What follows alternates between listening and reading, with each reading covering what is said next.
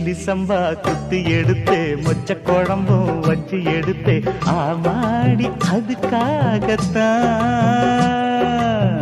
உச்சி மலை காத்துல உச்சந்தல வேர்க்குது மச்சமுள்ள மாமன மல்லக்கட்ட பாக்குது பக்கம் வந்து வருசி பார்க்கவா